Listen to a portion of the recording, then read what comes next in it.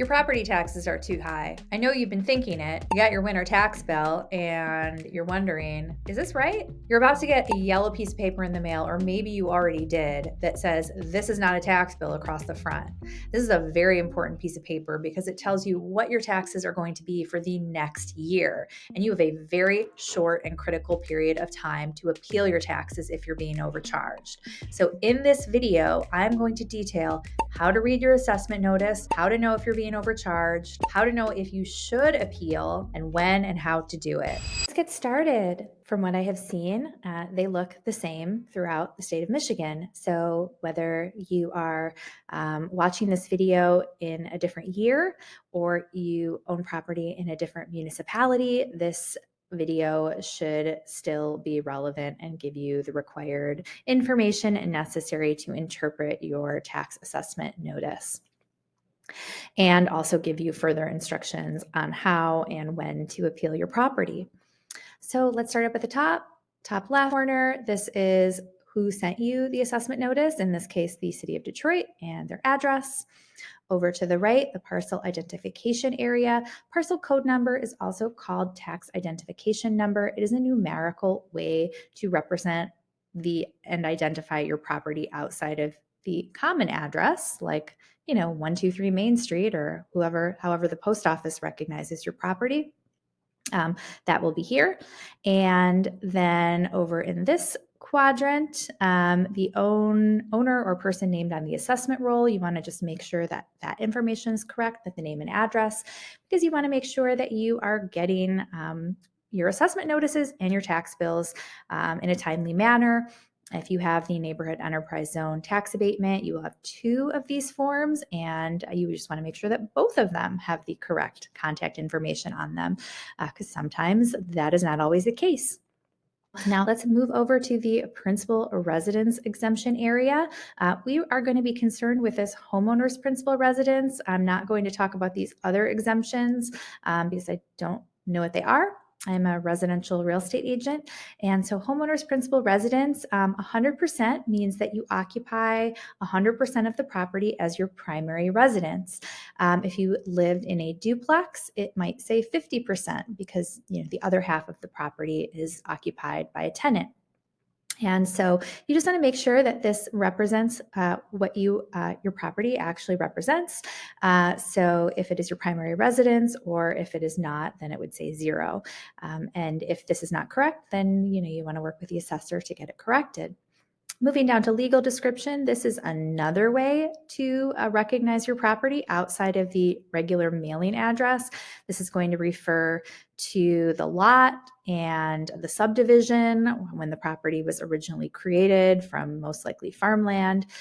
Just another way to represent your property, not really anything you need to be concerned with. And then moving down here, the property classification, it will say residential or commercial or what have you. If you have an NEZ, it will say the NEZ and what type. In this case, this property has the NEZ homestead. If you have an NEZ and you have 2 of these assessment notices, then one of them will say NEZ and one of them will not. It will also tell you what the prior year classification was in case that there was a change in classification. So it's just, again, wanting to make sure everything looks correct. And then this is the real meat of the document. So we'll go to that. So I'm just going to start from the bottom and work up. So number 5, there was or was not a transfer of ownership in the property. In this case, there was not. But if there was, then this form is going to look a little bit different, and we'll go through that. Next, line number 4, the state equalized value. So the state equalized value is basically how the city or municipality recognizes the property from a taxable standpoint. So in this case, it's going to show you what the previous amount was compared to the current amount, and if the property gained in value significantly from year to year, then it is going to go up significantly. In this case, it has gone up $46,800. The state equalized value is actually half of what the municipality considers to be the true cash value of the property, also sometimes known as the fair market value. So in this case, if you double this number, $110,900, and you get $221,800. That means the municipality considers this property to be worth $220,000 and some change. So moving up to number 2, which is assessed value. This is going to be the same as the state equalized value. And moving on to number 1, the taxable value. So the taxable value is what your taxes are actually based on. The taxes that you pay are based on, irrespective of the state equalized value. So if you've owned the property for a long period of time, your taxable value could be significantly lower than the state equalized value, as is the case for this particular property. Now, the state equalized value can go up and down depending on the market value and how property values are behaving in this particular area, but the taxable value can only go up 5% or the rate of inflation, whichever is less. Okay, and just a quick note, I am inserting the new 2024 assessment notice in here because it looks a little bit different. This is an entirely different property than the one we were just going over. So ignore, the change in numbers over here is not relevant to what we were looking at. But I did want to point out that the 2024 inflation rate multiplier is 1.05%. Now, I did just mention that the taxable value can go up on a yearly basis, 5% or the rate of inflation, whichever is less. Inflation is still pretty high, so we are maxing out of that 5% once again. It was the same way last year.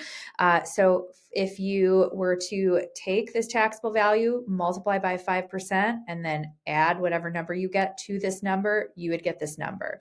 An easier way to do that is you just multiply this number by 1.05%. That's a multiplier, and that will give you 5% higher amount.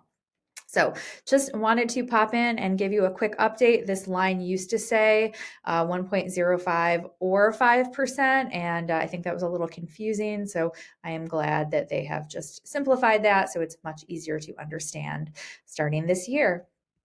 Now, if there was a change in ownership from 2022 to 2023, your property has been subject to uncapping. And in the state of Michigan, whenever a property transfers hands, if the taxable value is lower than the state equalized value, the taxable value will uncap and become the exact same value as the state equalized value.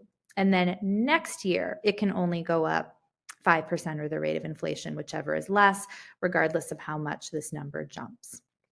So if you had just purchased your property in 2022, you will see that this number, the taxable value and the state equalized value are the same.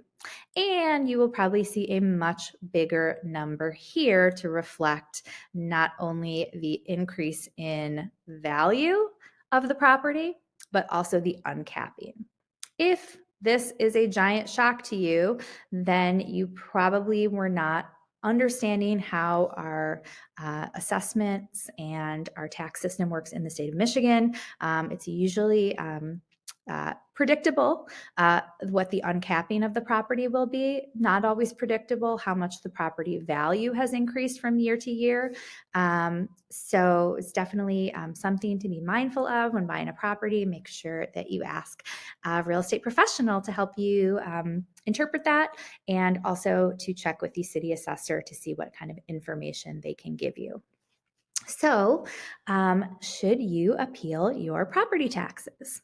So, if this number right here, if you double it and that number is more than your property is worth, then you have a good case for appeal. So, in this case, if I double this number, I get $220,000 and some change. Let's say my property is only worth $200,000 because that's what I bought it for, or that's what Zillow says it is, or that's what my realtor says it is. Significantly different, then you probably have a pretty good case for appeal. If you are wanting to appeal your property tax assessment because you just think you're paying too high of a tax bill, not necessarily a great idea. You have to have Just because you think your taxes are too high, if they're based on an accurate assessment, then you don't have a good case for appeal. So I would caution you to make sure that your property is overassessed and you can prove it. Now, if you have the neighborhood enterprise zone tax abatement, then you want to add the two numbers together, state equalized value for 2023 on both tax assessment documents, and then double it. Now,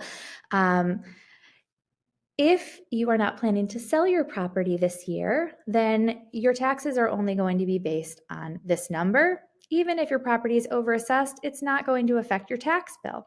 However, I always recommend that you consider appealing your property tax assessment, even if you are not planning to sell this year, because what if that changes at some point throughout the year? People's jobs change, people's family situations change, and you may be looking at needing to sell your property.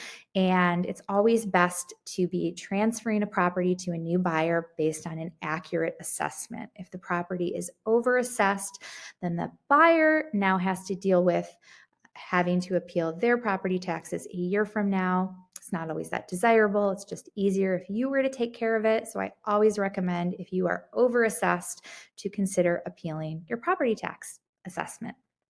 Now, how do you do that? So the document is always going to give you information on how and when you have to do that. So you must appeal during the assessor's review period. The review period in the city of Detroit, it may be different for other municipalities. So please read your specific document. It tells you that the appeals must be done between February 1st and February 22nd. It is cut off after the 22nd. You no longer have a choice after that. So that's it. Easy, right? Well, if you need any further assistance, like figuring out what your property value is, please do reach out to me. I'd be more than happy to help. If you are anywhere in Southeast Michigan, I can definitely help you with that. You can email me at jan@theloftwarehouse.com. And if you are viewing this on any other platform like LinkedIn, Facebook, or YouTube, and you want to shoot me a DM through those platforms, that also works as well. But feel free to reach out to me. I would be more than happy to help you. And if you are getting value from these videos, please let me know so I can record some more of them. I have more planned, and I definitely appreciate your feedback. Signing off for now, your favorite property tax nerd, Jan from Berkshire Hathaway Home Services, The Loft Warehouse.